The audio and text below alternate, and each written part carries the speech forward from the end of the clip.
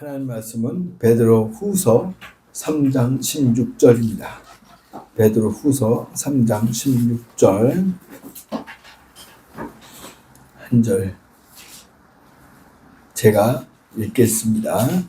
또 그 모든 편지에도 이런 일에 관하여 말하였으되 그 중에 알기 어려운 것이 더러 있으니 무식한 자들과 굳세지 못한 자들이 다른 성경과 같이 그것도 억지로 풀다가 스스로 멸망에 이르니라. 아멘. 계속해서 웨스트민스터 1장 성경 제7항입니다. 오늘 그 본문 주보를 참고해서 한번 다 같이 읽어보겠습니다. 우리 주보 나와있죠? 한번 읽겠습니다. 시작.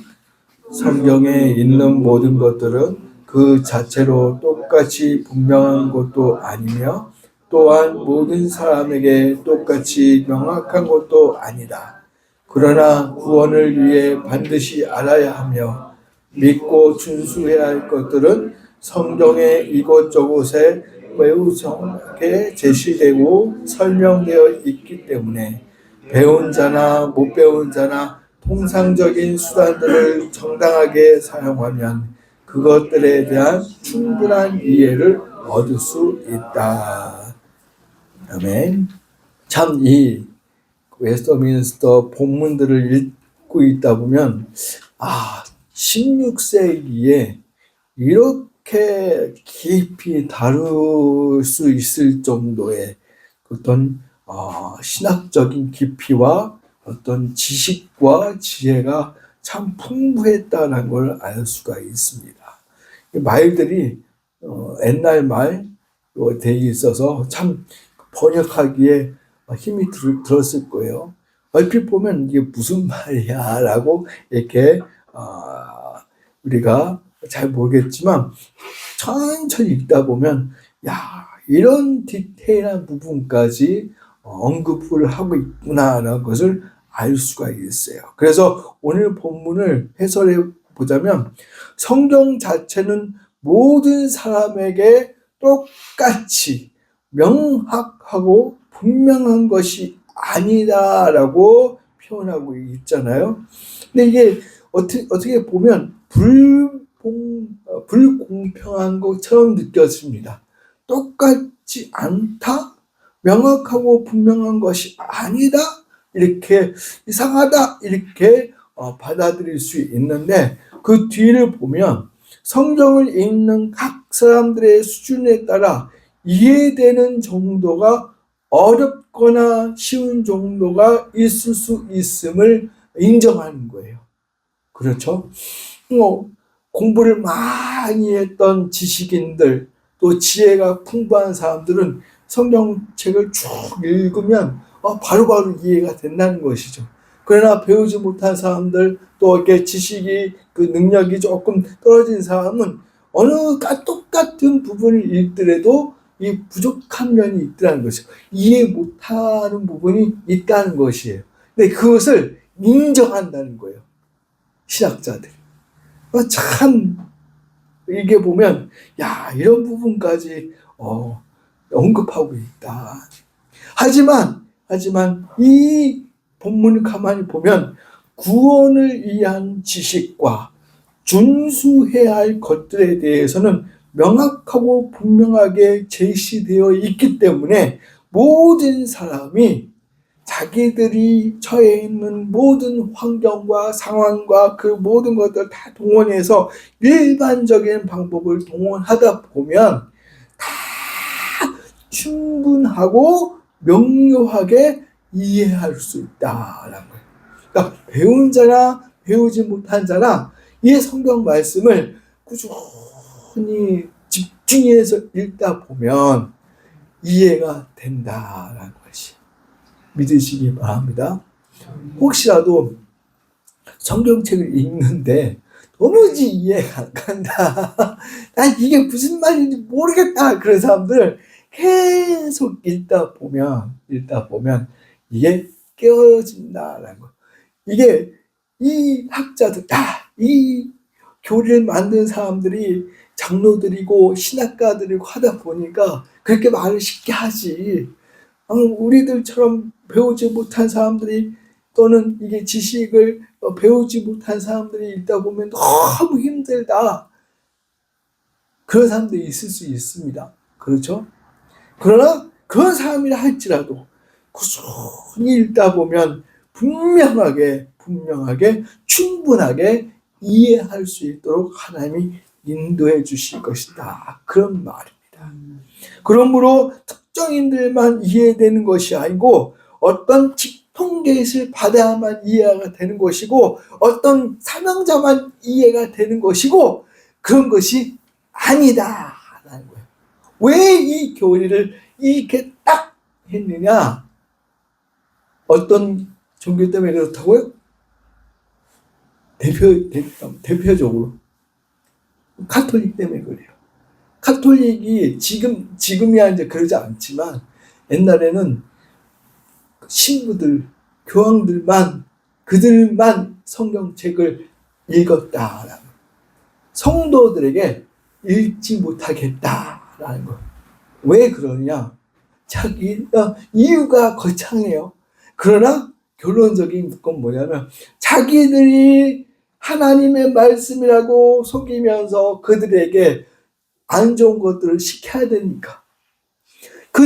성도들이 성경을 읽으면 자기들의 치부가 드러나니까 못 읽겠단 말이에요. 거기에 보면 아니다. 그게 아니다.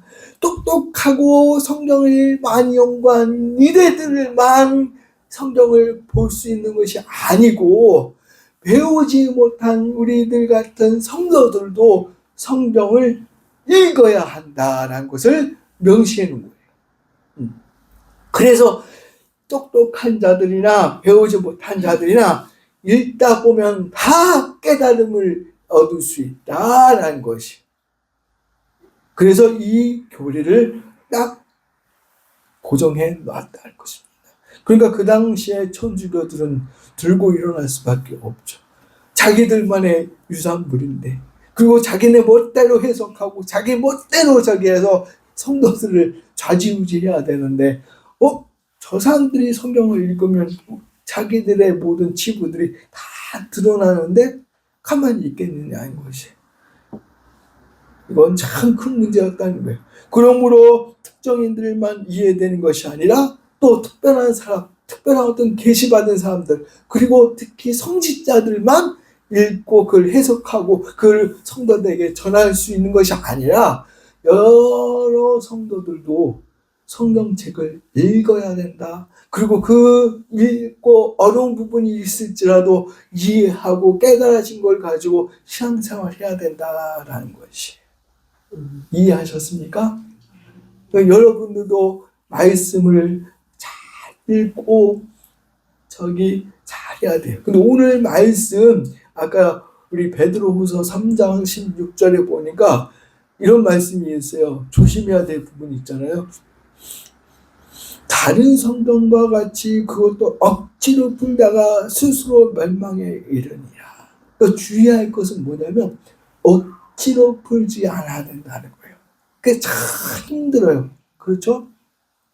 어떤 본문이 내게 딱 주어졌을 때 사람들이라고 한다면 어쩔 수 없는 사실이 내가 어떤 환경에서 어떤 가정에서 어떤 교육을 받고 자랐느냐에 따라서 내가 생각할 수 있는 범위가 한정되어 있잖아요. 그 한정된 환경 속에서 성경을 보다 보니 이 사람은 이렇게 해석을 할 수밖에 없고 저 사람은 저렇게밖에 해석을 할 수밖에 없고 또 다른 사람들은 그 사람의 방법대로 해석을 할 수밖에 없더라는 것이. 그러다 보니까 자기들 나름대로 억지로 해석하는 사람들이 많아지더라. 그것이 문제예요. 그것이. 이렇게 오늘 본문 글처럼 정말로 자기 수준에 맞춰서 최선을 다하여 읽고 묵상하면서 그 말씀을 연구하고 적용해야 되는 게 맞는데 그러다 보니까 자기 멋대로 해석을 해가지고 하나님의 말씀을 여기다가 붙이고 저기다가 붙이고 막 그러더라는 것이죠. 그래서 중간에 나타나는 많은 신학자들이나 많은 성직자들이, 목사들이 교육을 또 안 시키려고 하는 것이죠. 괜히 교육을 시키면 딴소리나 하고 있고, 어디서 주워 들었는지 모르지만 와가지고 이상한 걸 질문하고 하니까 못 듣게 한다는 것이죠. 그러나 저는 사실, 저희 다 알고 계시겠지만 저의 배움은 뭐 유학을 가지도 않았고요. 뭐 박사과정도 받지도 않았고요. 짧아요. 그래서 우리 성도님들이 어려운 거 막 질문할까봐 겁나요. 나도 모르는 걸 갖고 와갖고 막 질문하면 어떻게 대답할 수 있겠습니까? 그런데 반대로 생각하면 그런 질문들을 좀 많이 상담했으면 좋겠어요. 왜냐, 아무리 이 목사를 하더라도요, 연구하는 분야, 설교 준비한다고 보는 그 분야가 한정되어 있잖아요. 근데 내가 모르는 걸 가지고 질문해 오면 두렵고 떨리지만 새로운 마음이 뭐냐면, 와, 우리 교인들이, 우리 성도들이 이렇게까지 관심을 갖고 열심히 연구하네? 그런 마음이 들더라는 것이죠. 근데 어떤 교회 청년이 난생 처음 들었던 걸 갖고 질문하는데 그 자리에서 해답을 구하는 거예요. 아이고, 난생 처음 듣는 걸 갖고 어떻게 해답을 줍니까? 야, 이거 내가 좀 연구해 볼게. 그랬더니 그것도 모르세요? 모르지. 뭐 내가 특히 당회장 목사님 돼갖고 일주일 내내 서재에 앉아가지고 여러 가지 자료를 찾는 사람들도 그 분야를 연구를 못하는데 부교육자들은 얼마나 더 힘이 있는지 아십니까? 교회에 오면 교회 잡다한 일 부교육자 다 해야 되지 않습니까? 그리고 또 목사님 시키는 거 다 해야 되지 않습니까? 어떻게 보면 부교육자들이 더 힘들어요. 일할 게 더 많단 말이에요. 근데 갑자기 새로운 걸 갖고 와가지고 이것도 모르세요 해버리면 힘이 드는 부분도 있지만, 여러 성도님들이 어떻게 알았는지 모르지만 새로운 걸 알아서 질문하고 같이 이야기하고 같이 우리 또 담임 목사님과 같이 풀어가면서 해결해 나가는 그 과정이 얼마나 아름답냐라는 것이죠. 억지로 풀어서는 안 돼요. 억지로 풀어서는 안 돼요. 많은 교회들 중에 큰 교회들은 소위 말해서 그 담임 목사님의 권위와 영향력이 너무 크다 보니까 함부로 못하는 것도 있겠지만, 많은 좀 작은 교회 목사님들은 이상한 소리를 갖고 와갖고 질문하고 이런 것들을 되게 힘들어 하더라는 것이죠. 그러나 저 윤택 목사는 그런 거를 아주 좋아한다는 사실을 알고 많이 갖고 오세요. 당황하겠지만 저의 연구 재료가 된다는 거예요. 사회가 발전해 가면서 우리가 이 성경 자체로 봐서는 해결하지 못할 그런 아주 복잡하고 난해한 것들이 다 튀어나온단 말이죠. 그럴 때마다 우리 성도들이 정말 더 말씀에 집중해서 어떻게 하면 교회가 이것들을 받아들이고 어떻게 해결해 나갈 건가 계속 연구의 과제가 된다는 것이죠. 정말 그런 것들이 문제라는 거예요. 그러니까 여기서는 그거예요.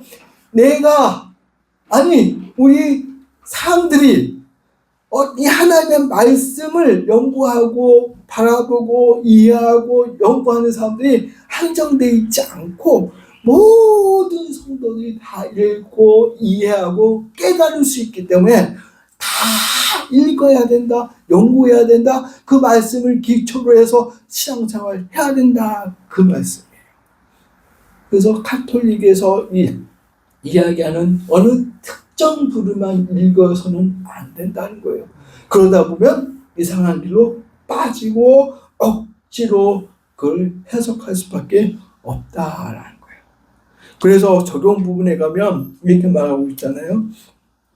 성경을 어렵게만 생각하여 읽지 않는 사람들이 많다. 하지만 누구든지 우리가 아는 일반적인 방법을 동원하여 읽는다면, 그리고 조금만 신중히 읽는다면, 더 나아가 성령 하나님의 감동을 의지한다면 충분히 구원에 대한 지식과 준수해야 될 것들을 깨달을 수 있기에 우리는 하나님께서 우리에게 제시해 주신 말씀을 계속 읽고 그 말씀대로 살아야겠다.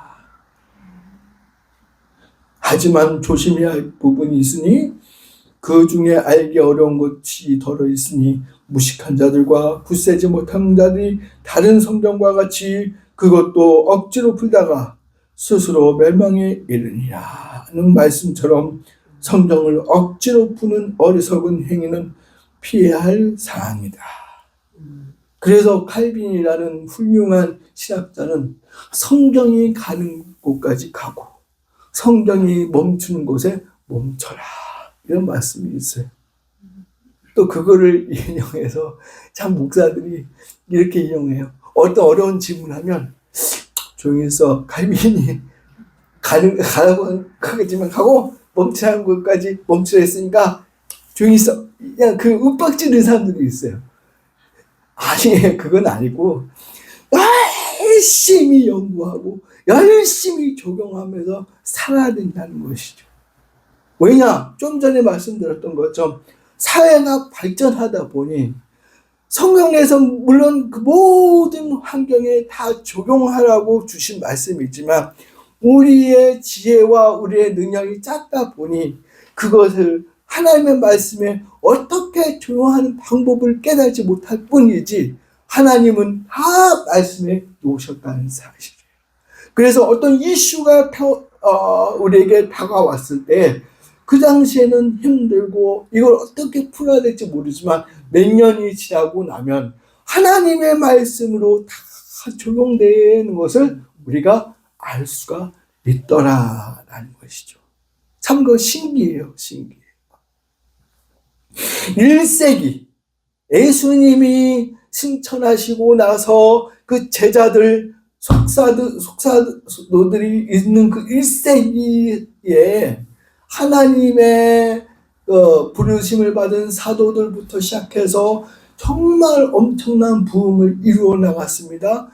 그런데 이상하게 그 안에 영지주의자들이라는 이단들이 나타나서 그 예수님을 믿는 사람들을 흔들어 놨어요. 그래서 교회에 많은 문제들이 다 일어났단 말이에요. 분란이 일어나고 교회들 쪼개지고 또 그 안에서 싸움이 일어나고 막 이랬어요.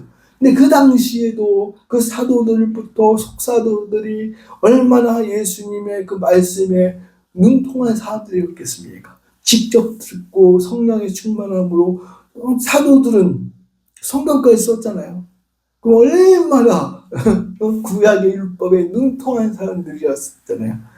그런데도 불구하고 그 영지주의자들뿐만 아니라 그 수많은 이단들을 대처하려고 얼마나 힘들게 목회를 했는지 몰라요.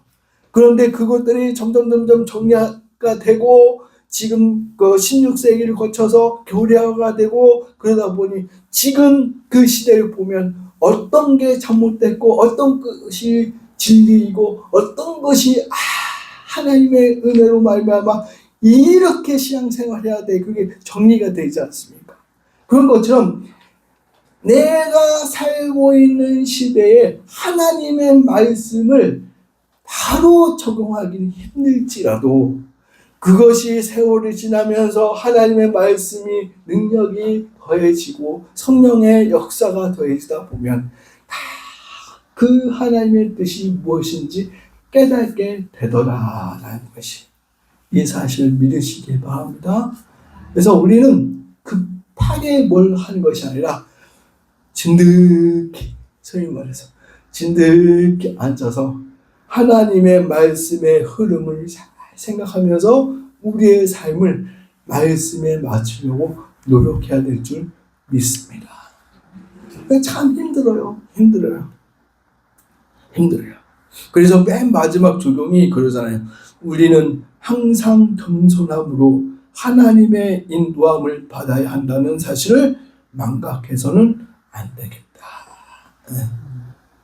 여러분들 정말 제가 계속해서 말씀을 읽으세요. 말씀을 읽으세요. 어디 가나 말씀을 읽으세요. 말씀을 읽으세요. 그러잖아요.